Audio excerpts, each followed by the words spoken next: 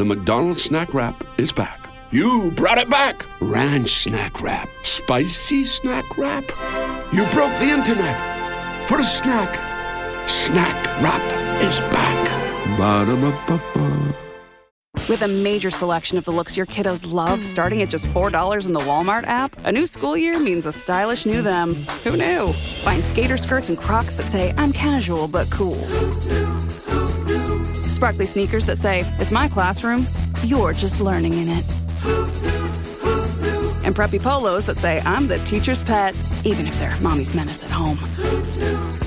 Find their favorite styles starting at just $4 in the app. The Walmart you thought you knew is now new. Finding a new job is stressful.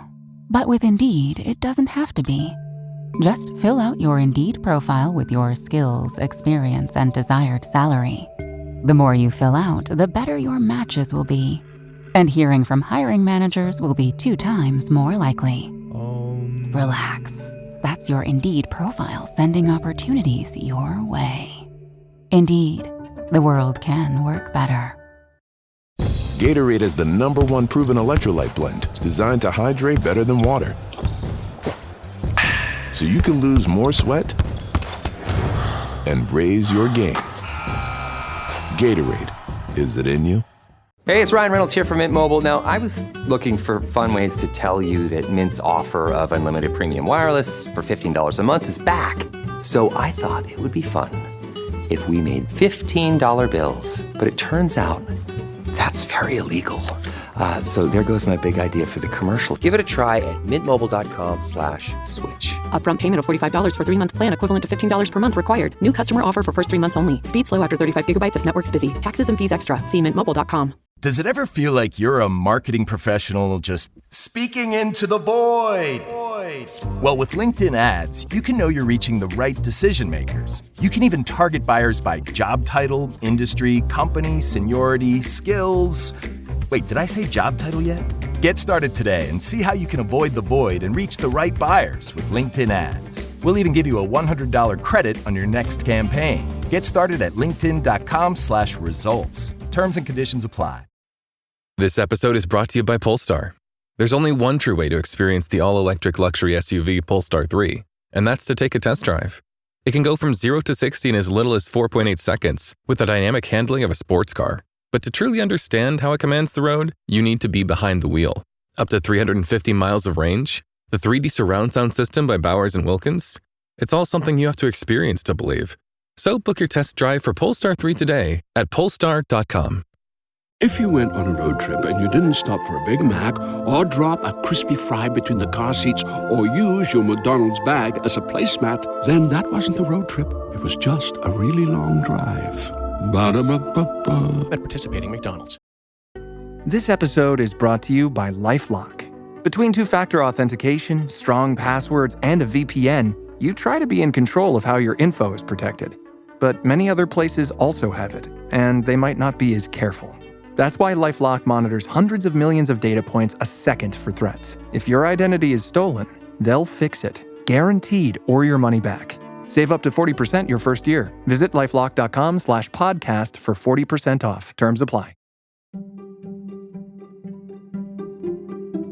Welcome to the HCI family of podcasts. We're your source for personal, professional, and organizational growth and development. We share our own original research, explore industry trends, and interview executives and thought leaders from across the globe. Join us for practitioner-oriented content around all things leadership, HR, talent management, organizational development, and change management. Maximize your personal and organizational potential with the HCI family of podcasts. Inez Robinson-Odom, welcome to the conversation today. Thank you so much. Thank you so much. I appreciate it. I'm so glad to be here, John. It's a real pleasure to be with you. You're joining us from San Diego. I'm south of Salt Lake City in Utah. And today we're going to be talking about your recent book, The Silent Rebellion, Becoming a Modern Leader. I love all things leadership. I also love this title. I love rebellion. I love making good trouble. I think it's necessary. I think we need more people willing to be courageous and stand up and make good trouble. And and even a little bit of rebellion in this world, challenge the status quo. And I think good leadership requires that. And so we're going to discuss this and unpack this. And as we explore your book together, really dive into this together today. As we get started, I wanted to share Inez's bio with everybody. Inez Robinson-Odom works in media, education, executive coaching, and social justice. She is vice president of professional development for Team Lewis and is based in San Diego, California. Inez, anything you would like to share with the audience by way of your background or personal context before we dive on in? Sure. I mean, I think when I think about some of the things that are so important to me, one of which is that I worked on the documentary series Eyes on the Prize on the American Civil Rights Movement many years ago. And really, in many ways, that was a watershed experience that led to my really doing most of my career in creating media that matters. I love that. I love anything that matters resonates with me. So doing media that matters. There's so much media out there that doesn't matter. It's just noise, right? It's just stuff to pacify us and pass the time. And there's a place for that too, to have brain candy. But doing stuff that matters and getting us engaged and involved is really, really important. And I love the work that you do in the social justice arena. The world needs it. The messed up world that we're in, there's lots of great stuff out there. There's also stuff that needs to be worked on and improved. And we're all in it together. We need to work together to make that happen. Wonderful. Yeah, excellent. Well, and indeed, John, one of the things that really catalyzed our writing this book was the recognition that leaders ask questions, good leaders ask questions. And it's sort of the rebellious leadership piece is really, quietly kind of asking the right questions and really ultimately doing sort of what I call the ALA, right? Ask, but then really listen, actively listen, and then act. It really is as simple as that. And often we try to sort of short circuit different parts of that process, but to make assumptions is kind of the leading indicator of complacency. If we assume that we know the answer, that's really a shortcut as opposed to asking the question. Even if you think you know the answer, ask and really be ready to listen and potentially even be surprised with what you hear and then ultimately take action. Yeah. Some of the stupidest people I know are brilliant. They're so smart and so intelligent that they're just too arrogant. They're too they don't have enough intellectual humility, right? To question their own intelligence and to question their own understanding of whatever is going on around them. And I'm not just talking about, emotional intelligence. That's an issue too. But I'm just what you said, like staying curious. Because none of us, it doesn't matter how brilliant you are, none of us has all the answers. None of us has all the information. None of us understands all the variables going on in the world around us. And so regardless of how intelligent we are, we just don't know. And we have to be open to the possibility that we might be wrong. And that our assumptions might be wrong, and that our framing and our lens might be off. And if we can just have that intellectual humility about us as we go throughout the world and as we interact with other humans and as we try to tackle the most complex, perplexing challenges that the world throws at us, then maybe we have a fighting chance. But when we get dogmatic and we think we have all the answers and truth with a capital T, and we plow forward, and then we just start to draw battle lines and we get all tribal and we just start to battle it out with each other. We get nowhere when that happens, right? Well, I always think of Robert Burns, the great poet who said, "Oh, would I had the gift God gave us to see ourselves as others see us." And I think that's such an important lens that ultimately, even beyond sort of intellectual humility, is really self-awareness. That the leaders are self-aware. They're frankly, they're lifelong learners. I mean, ultimately, there's to behave as if we know everything is not only arrogant, it just isn't possible. So to stay, as you said, to stay curious and to stay open to how can I really transform both the situation and, if needed, myself, because we live in a dynamic world. And so if we maintain a fixed position, that doesn't let us have the sort of nimble ability to pivot for any given situation that I think is so crucial in leadership. And it's interesting because for a lot of people, that's seen as weakness for some reason. That baffles me. That's always baffled me. And maybe in this divisive political climate, that's been amped up. That we see, the ability to learn, to grow. That's how I would frame it. Other people frame it as flip-flopping, as whatever. And I think, what we really just need to understand is that we all are moving through this world with an imperfect understanding. We're taking in new data all the time. We're, in fact, being bombarded by data constantly. We can't possibly consume it all or compute it all or understand it all. And so as we navigate and as we start to bring in new information and digest it, even if, like, I got the exact same information last week, I get it again this week. Maybe I'm in a different place this week where I'm able to actually digest it differently and I can understand it differently. Hopefully that can inform the way I understand things, right? Hopefully, and hopefully if I do digest that, hopefully I'm willing at that point to accept that data. Hopefully I'm willing to accept that evidence, and I'm willing to change my position if it necessitates it, right? Like if it actually points me in a different direction. I hope I'm willing to learn and grow and move and shift and change based on where the evidence takes me. I hope I'm willing to do that. And I hope I'm not so entrenched. And that's hard though, because as humans, we like to feel, confident in our position, and we like to feel that stability, and we like our tribe, and we like our our conceptual frameworks, and Well, go ahead. I think you're spot on. And really, we know nowadays the most precious commodity out there, it's not cash, it's not gold, it's not oil, it's attention.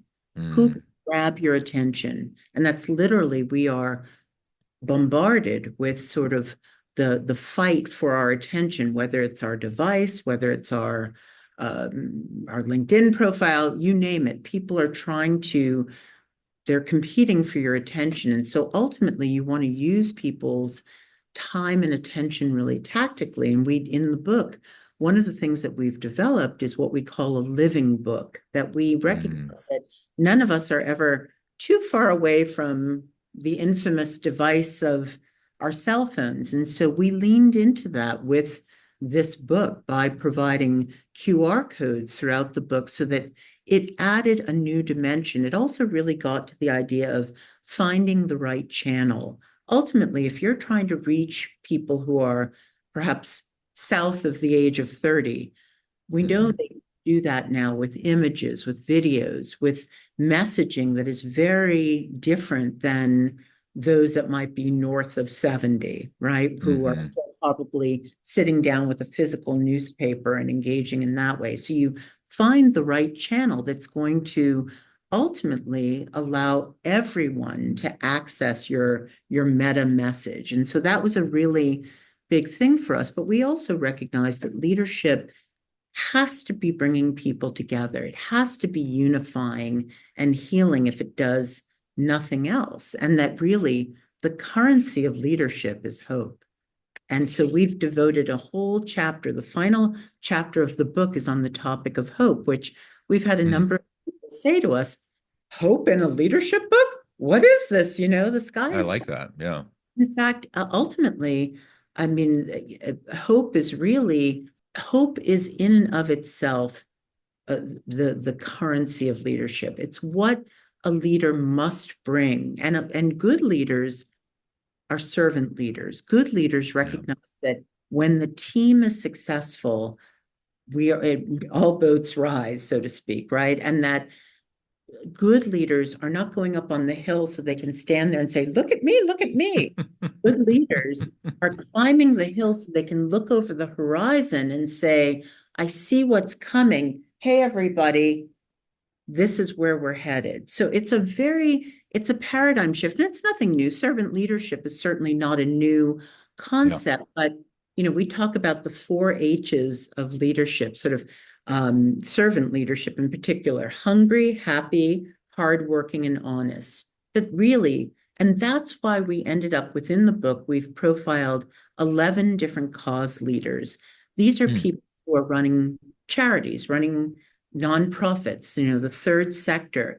And what we found was that they were really sort of the canaries in the coal mine, that in many ways, while we had, the government and other sectors, and then we have the corporate sector, they become that kind of voice for the everyman in terms of the struggles that we're all dealing with in different ways, whether it's disenfranchisement. Well, what form does that take? And how do we learn those lessons? So that was a huge part of the book that was just such a gift for us. I love that. And I also am a huge advocate for servant leadership as a philosophy, as a guidepost for how we approach, how we engage with other people, and also recognizing that leadership sometimes accompanies, a formal title, a formal role, actual position authority, those sorts of things, like what we normally think about when we think about a leader. And I really do hope that someone with position authority, title, role,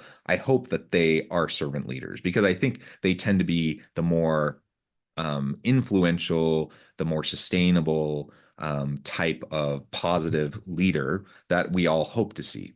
But also recognizing that you don't have to have that position, you don't have to have that title or that role to be an impactful leader, and others can be powerful servant leaders as well, and have huge impact in their organizations, in their communities, in their networks, by being servant leaders and lifting others around them as well.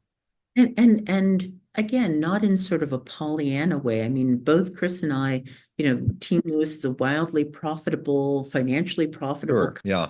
Yeah, we understand key performance indicators. We know those things that you need to get business done. But ultimately, our feeling is that if you can integrate these things, the things that we talk about into the book, into your leadership style, it's going to make you more effective. It's going to make you more able to bring the types of success that you're looking for. Yeah, it's not an either or. And sometimes I hear from people and they think, oh, servant leadership, that's just fluffy, right? That's just making everyone feel good. And I'm like, no, that's actually not what it's about. And if that's what you think it's about, you don't understand servant leadership. And there's a lot of literature out there on this.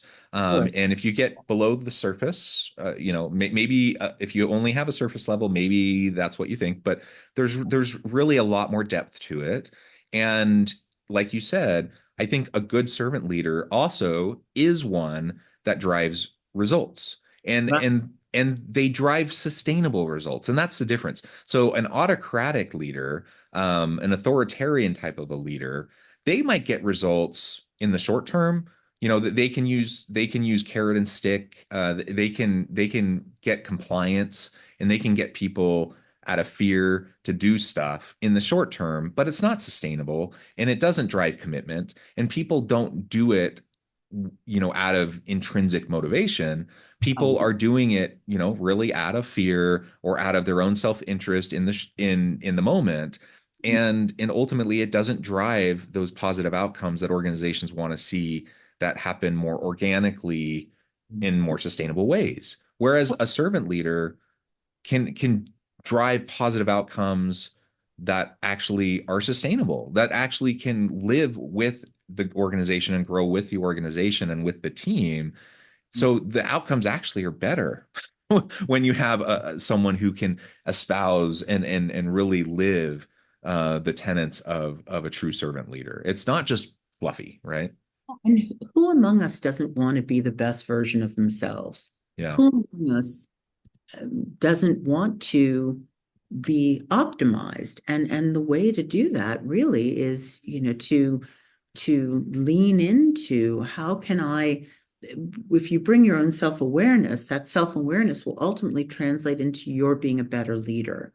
And talk about even the notion that when something wonderful happens for the organization, a good leader shares the credit. It was, acknowledges the team, etc. When something bad happens, oftentimes the leader takes the hit. The good leaders take the hit. They don't point out, they point in, right? And so truly, I mean, it's that it also gets into personal responsibility. It gets into how do you want to show up, and how are you intrinsically motivated? And take a little self-inventory. And a great safe way of doing that is to get a coach, get someone that can actually be an executive leadership coach, a professional coach that can really help you walk through who you are and what matters. And it's interesting, even one of the people that we interview in the book is a woman, Dr. Cynthia Nguyen. She's a psychiatrist who is also on the adjunct faculty at Stanford. And, I'm going to take the liberty of even just reading some of the things that you talked about, that sort of in a post-pandemic business setting, the things that people are valuing are things like providing work-life balance, planning for elder and childcare for those who are managing aging parents and children, of which, many of us are, right? Finding meaning in their work, helping the earth survive, building culture in the virtual space along with the in-person workplace, providing in-person work opportunities to combat isolation, supporting mental health and providing wellness benefits and support, reducing a toxic workplace environment, and allowing people to really operate at their own pace. I mean, the pandemic did many things, but I think it also, some of that isolation, for those who spun it well, people learned how to set their own rhythms, and they discovered that, wow, I'm wildly more productive at 2 a.m. than I am at 2 p.m., right? And so how do good leaders, good managers, figure out how to really get people to their sweet spot? Yeah.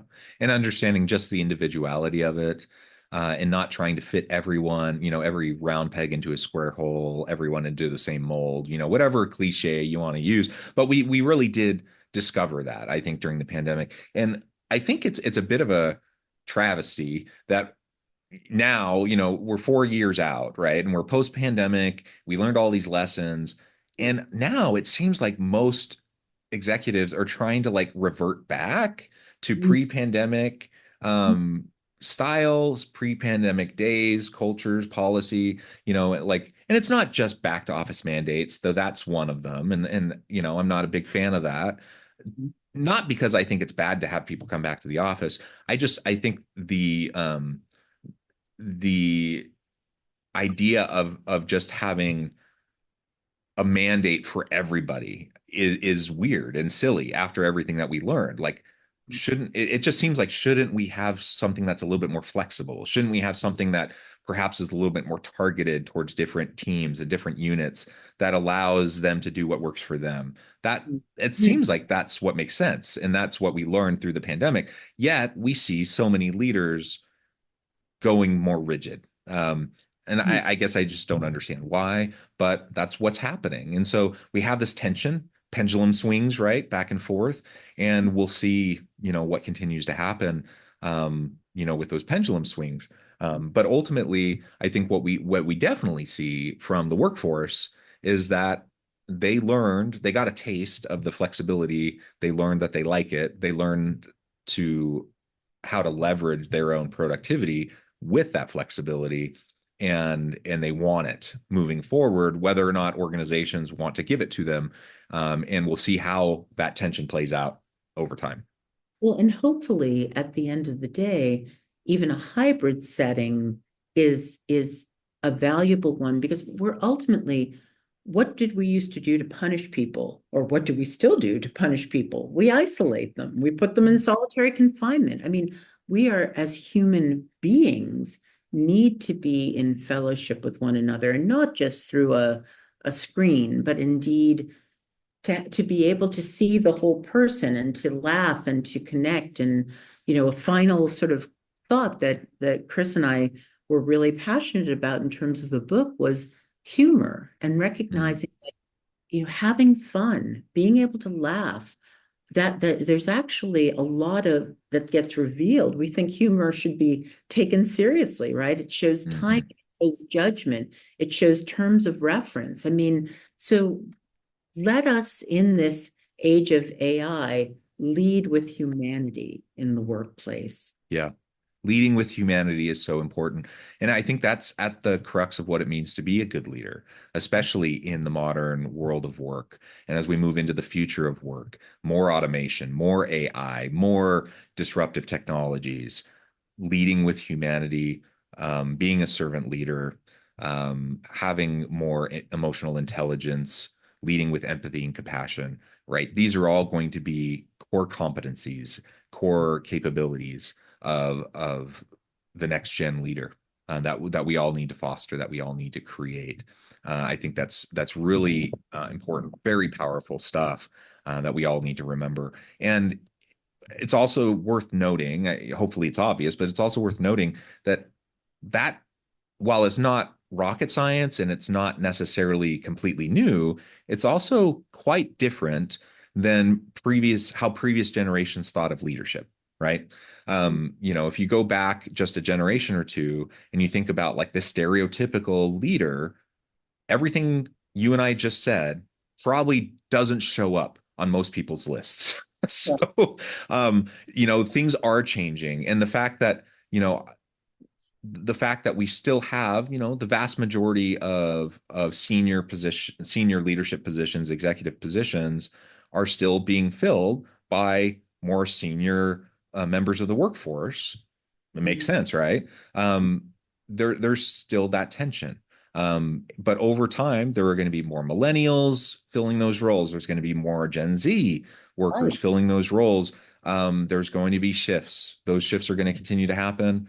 It's going to be a wild ride as we see a whole lot of transition occurring in the workforce. Well, I hope not too wild, because I mean, ultimately, we in chapter 6, we talk about what does leadership look and sound like. And in some ways, one of we are in a wonderful moment. We're in a wonderful place because in many ways, it's an opportunity. And what has happened is that because of the pandemic, many older workers left the workplace. They just, people peaced out, I'm out of here, right? Well, what we need to do now is take those who have the more veteran perspective and let them share the best of that with these younger folks who are coming up, Generation Z, Generation Alpha, even, to equip them. Because in many ways, the 4 years that we experienced with the pandemic, and one can give and take on that number as well, but those years, they missed some crucial developmental steps that in many ways the more veteran members of your workforce have. And so if there can be this incredible opportunity, good leaders are looking for ways to bridge that, where the wisdom and the knowledge base meets the technology and the tech savvy and the AI driven folks, and get them talking and building rapport and leveraging so that the best of both get married. This has just been such a wonderful conversation. I know we could go on, but thankfully you have a wonderful book that people can check out to find out more. As we start to wrap up, I wanted to give you a chance to share with the audience how they can connect with you, find out more about your work, where they can find your book, and then give us a final word on the topic for today. Yeah, absolutely. So, I'm so grateful for this opportunity. The book is available on Amazon. The title is The Silent Rebellion, Becoming a Modern Leader. We love our publisher, which is Kogan Page. They're a London-based publisher, and you can also go to the Kogan Page website to purchase the book as well. And, certainly one of the things that we are so passionate about is you can always go on to LinkedIn. You can find me, Inez Odom. You can find my colleague, Chris Lewis, and the Team Lewis Foundation. We are excited to say that part of the proceeds from the book will go to the foundation. So some of the charities that you read about in the book will be directly benefited from the sale of the book. So that means a lot to us as well. So I think my final thought would be words matter. All we have are our words. And so I think if you're a leader, a modern leader, and wanting to be a great and amazing modern leader, you learn how to use your words in a way that uplift and that edify. And again, I would invite people to remember, ask, listen, and act. Awesome. Thank you so much. It's just been a wonderful opportunity to sit down and talk with you. I encourage the audience to reach out, to get connected with Inez, find out more about what she can do for you, check out the book. And as always, I hope everyone can stay healthy and safe, that you can find meaning and purpose at work each and every day. And I hope you all have a great week.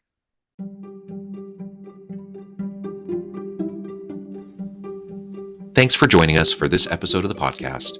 We hope you stay healthy and safe, and please join us again soon.